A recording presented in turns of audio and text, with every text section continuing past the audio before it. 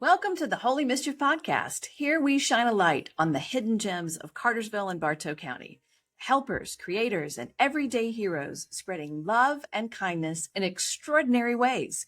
Think of us as Mr. Rogers for adults, sharing stories that spark hope, joy, and a little bit of holy mischief along the way.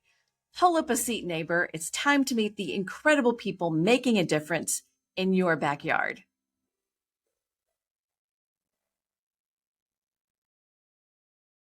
Hey everyone, welcome to the Holy Mischief Podcast. We are excited today because I have with me some wonderful individuals from Advocates for Children, which is an organization that I found out as soon as I moved to Cartersville about the amazing and good work that they do. I have with me Kami and Carla, and I'd like for you guys to just tell us a little bit about Advocates for Children and some of the really cool things that you guys do. Perfect. So first of all, thank you so much for this opportunity.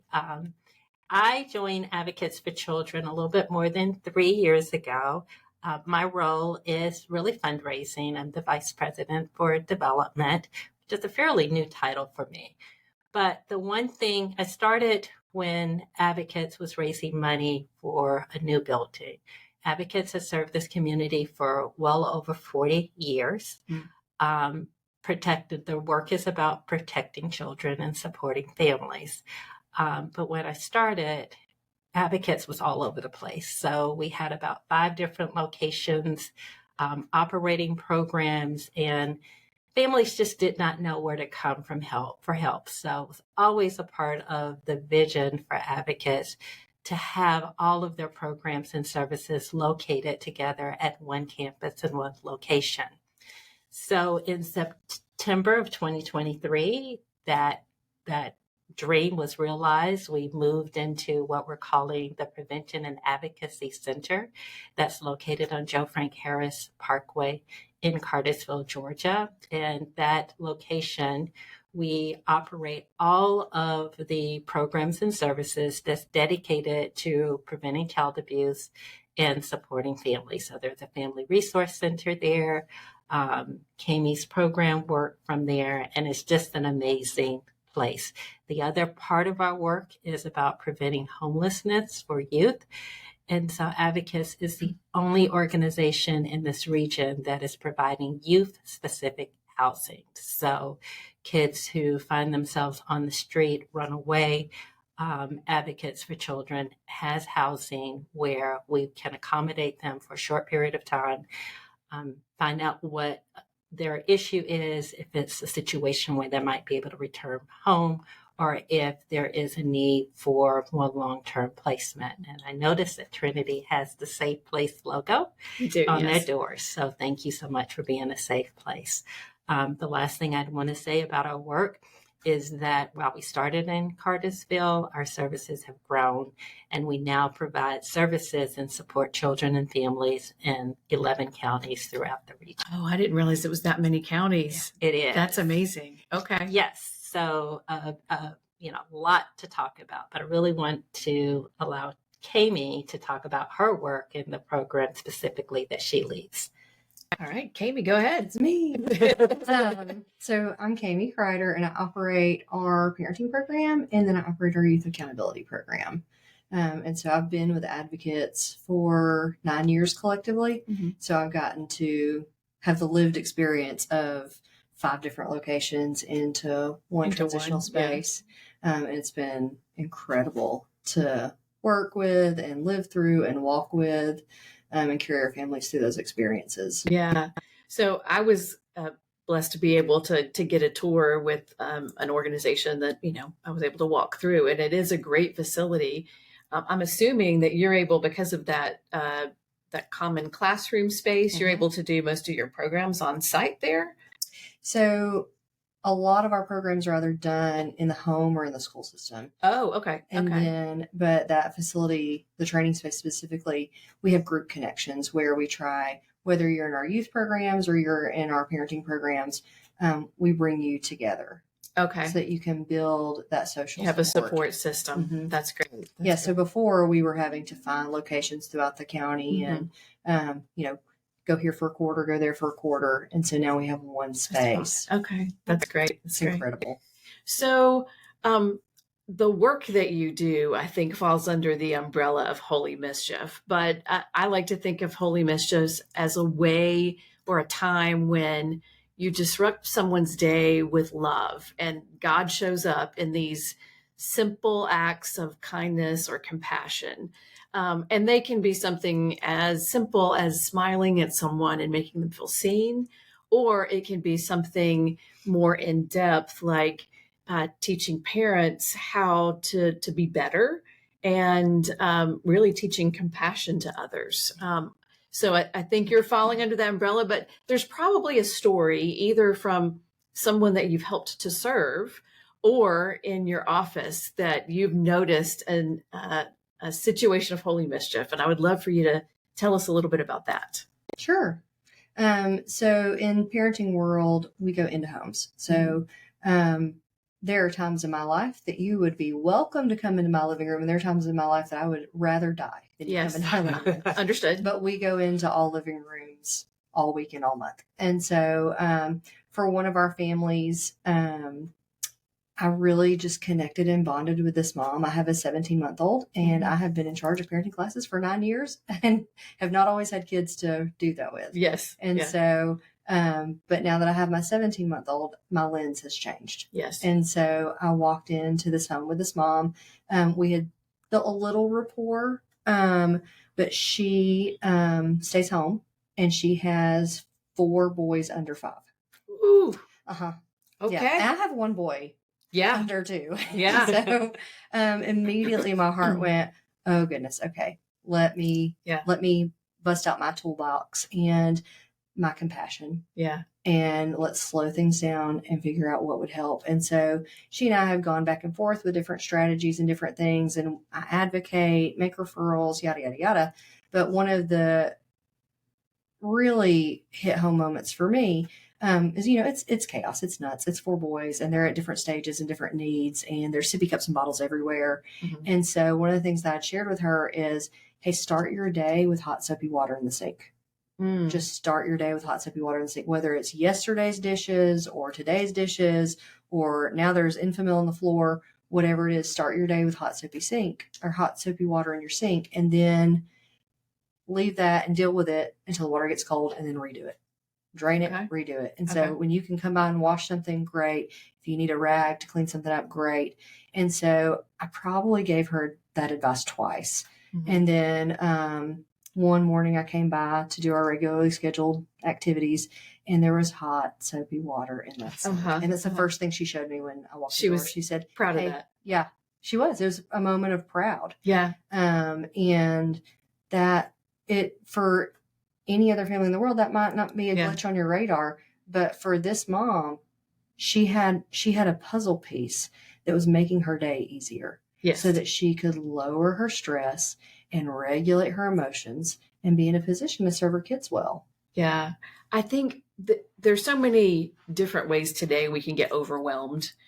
There's decision fatigue. There's over communication from so many different channels. People can get you 24/7. There's really no downtime. And to give someone like, here is one thing that will help to make your life just a little bit better. And that's all it takes sometimes. Mm-hmm. Like, there's just one thing. Because there's probably a whole manual. I mean, I remember when I first had my kids, there was I can't remember which parenting book it was, but all of them. I read through all of them, and I was like, I'm going to be the best parent ever. But sometimes it is that one thing, like sleep when the baby sleeps, or hot soapy water in the sink that just can make, I did the one thing. Mm-hmm. So maybe now I can do the second thing. Mm-hmm. Oh, that's amazing. I really, really like that. I like that too, because now I'm thinking about in my own life. I love it in the morning times when I do fill the sink up with that warm dish water and just put my hands in it. There's just something relaxing about it. Not to mention the fact that you've got a dishcloth now that you can wipe down the counters. Yeah. Just the feel of the bubbles and the soap and the warmth of the water. Yeah. Yeah. I love that. So what is, people who are listening, what's one Holy Mischief challenge you would like to offer to them? Something that either they can get involved in advocates, or maybe just something they can do in their own lives. Mm-hmm.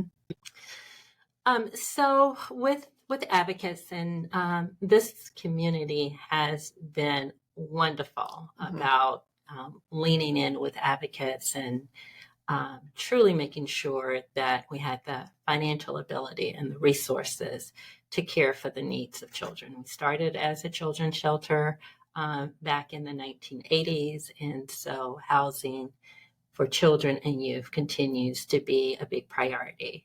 So I'm excited to announce that we have a new residential housing complex that's opening on February the 13th is when we will do the grand opening for the event. And so the community has been wonderful with their generosity, their donations, with leaving notes in the beans and all. So we would like the community to come out for our grand opening. It's from 2 to 4 p.m. on Thursday, February the 13th. See what we're doing, sign up to be volunteers, because this complex is larger than what we've had before. With all of our housing, we'll have between 2 locations, the ability to house more than 20 youth. So, it's just an exciting time. We're asking community members to bring a housewarming gift. So on our website, nice. we'll be listing the items that we're in need of for stocking the house and to support our program. So we invite you to come out to learn about the new housing and to sign up as volunteers. I like it. And that's Galentine's Day. So find a gal to bring to the Galentine's Day celebration for advocates. I love it. Yes. I think that'd be great. What about you? Do you have a Holy Mischief challenge for somebody? Absolutely. There's all kinds of ways to dive into advocates. And so if you want to bring a meal to a group connection, if you want to provide a gift basket for our raffles for our families, there's all kinds of things that you can pour into. And when I'm talking to adults, I usually talk to them about, what are you most passionate about? Cartersville and Bartow County are a unique community. I've lived a few different places, but it's unique here. And so when I'm talking to adults, I'll ask them, what do you care about the most? Pour into that. But when I'm talking to our youth and they're trying to figure out their lives and their path, one thing I ask them is, what is something that makes you really angry about our planet and something that you just can't stand for? I can't get over this. I can't move forward with this being the way it is. And I challenge them to, as they're figuring out their life and their careers and their jobs, go fix that. Oh, I love that. Go fix that thing that drives you nuts. That's good, because there's so many wonderful organizations just here in Bartow County that do a lot of great work. Again, you can suffer from decision fatigue on who to help. So think about what you just can't stand for, what makes you angry, and stop standing for it. Yep. And that's how I ended up in advocates, is I could not tolerate kids going home to houses that were not safe and healthy. And so, I could picket something. I could, write angry blogs, or I could go fix it. Oh, that's great. Go bring some health into a house. I know how to budget. Let me teach you, Yeah. Okay. That's amazing. Great challenges. Okay. So I'm hoping, and the people of Trinity are really hoping, to start a movement of Holy Mischief. And that could be as simple as I said, a small act of kindness, or finding what you can't stand for and stop and make the world a better place. So what questions might you have for me? Because I'm curious how people react to that. And sometimes I don't always get great feedback. What's your question maybe for me? Well, I just like the name of the whole podcast and the movement, Holy Mischief. So tell us, what was your vision? What was your thought? How did that even become that? Well, so great question. And there's an episode where Betty Crane and I are bantering back and forth, and she asks me that question. And so the longer answer to that will be on that episode of Holy Mischief. But it started out of an idea or a movement of church planters back in the 90s, where instead of some of the traditional ways to start church, this one particular pastor had a conspiracy of kindness. and wanted every month for his church to go out and do acts of kindness in the community, mow people's lawns, give people water, buy their gas, pay for the person behind you, all of those types of things. And I had been a part of a church that did that in the past.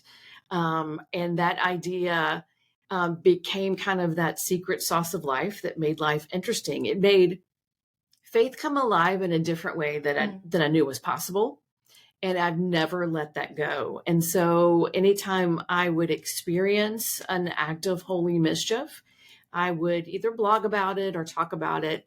And sort of that idea became known with me. And so when I came to Trinity, the people were like, well, we're doing holy mischief. And I said, well, we don't have to. You don't have to do that. They were like, it sounds so cool. We want to do it. And they started bringing stories of holy mischief to me. Hey, did you know that I found these two guys in the park who were giving out free haircuts?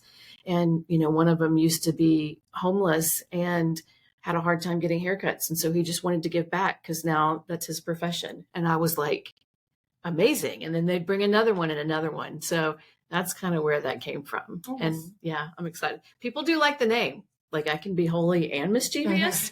You can, as long as you don't take it too far. As long as you're putting that mischievousness in the right direction. Mm-hmm. Yeah. I think I lived through some of that. You lived through mischievousness? Trinity United Methodist, mischievous. I think, maybe. Yeah. So my best friend attended this church when we were in middle school. Okay. And they had a huge youth group. So I always, came to her youth group because it was fun. Right. And we did a 30-hour famine. Oh, yeah. Those are good. We're all here overnight. And then the goal was to have a lived experience as best you can in hunger auxiliary gym in Cartersville. Right. Of hunger and a poverty outside the U.S. Yeah. And so we all had to build houses out of cardboard and camp in our houses overnight. And then the youth director came over the PA about 3 a.m. and made hurricane noises. And then the team knocked down all of our houses. Oh, yeah. And it was such a memorable experience as a kid, as a middle schooler who had never been out of the country and not thought about that, but was just hanging out, participating. It stuck with me since, I don't know, probably 1998. Okay. Yeah. It pushed your worldview. Mm-hmm. Awesome. Well, we'll put in the show notes for everybody how they can get in touch with you. Maybe they want to take on some of your challenges through Advocates for Children. We welcome that. Until next time, we are thrilled that you're watching. Hope to see you again soon. Bye. Thank you. Thanks for listening. We hope you enjoyed today's dose of hope and holy mischief. A big thank you to Trinity United Methodist Church for sponsoring this podcast and supporting stories that uplift our community. Until next time, keep spreading kindness and making a difference. And remember, God loves you, and so do I.